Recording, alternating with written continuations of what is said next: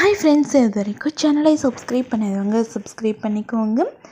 சிறகடிக்க ஆசை serial new promo என்னென்னு பார்க்கலாம்.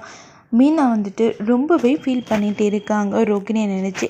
ரோகிணி வந்துட்டு அப்படியே கோர்ட்டில் வந்துட்டு எல்லாமே மனோஜ் தான் என்னை வந்து கொடுமைப்படுத்துறது, அதுக்கப்புறம் விஜயா சொல்லி தான் மனோஜ் வந்து இந்த அளவுக்கு கேவலமாக நடந்துக்கிறாரு அப்படின்னு எல்லாமே ரோகிணி வந்துட்டு கோர்ட்டில் ஜட்ஜி முன்னாடி சொல்ல மனோஜ் வந்துட்டு ரொம்பவே அப்செட் ஆகுறாங்க. என் வாழ்க்கை இப்படி போச்சு அப்படின்னு நினச்சி மனோஜ் வந்து ரொம்பவே ஃபீல் பண்ணிகிட்டு இருக்காங்க. அதுக்கப்புறம் லாயர் வந்து சொல்கிறாங்க, அவ்வளோதான், மொத்தமாக முடிஞ்சுது மனோஜ். என்ன எதை எடுத்தாலும் ட்விஸ்ட்டுக்கு மேலே ட்விஸ்ட்டு இருக்காளே இவ ரொம்பவே கிரிமினலாக யோசிக்கிறான்.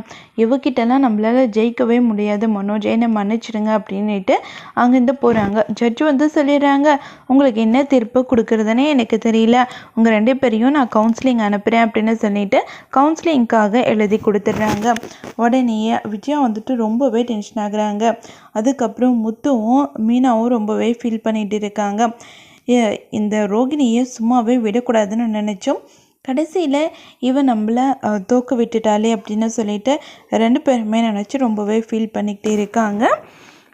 அதுக்கப்புறம் ஸ்ருதி வந்து சொல்கிறாங்க, என்ன இவங்க என்ன பண்ணாலுமே பயங்கர ட்விஸ்ட்டாக தான் பண்ணுறாங்க, எதுவுமே மற்றவங்க யோசிக்காத அளவுக்கு செய்கிறாங்களே அப்படின்னு சொல்லிட்டு ஸ்ருதி வந்து யோசிச்சுட்டு இருக்காங்க. இன்னொரு பக்கம் மீனா வந்துட்டு ரொம்பவே ஃபீல் பண்ணுறாங்க.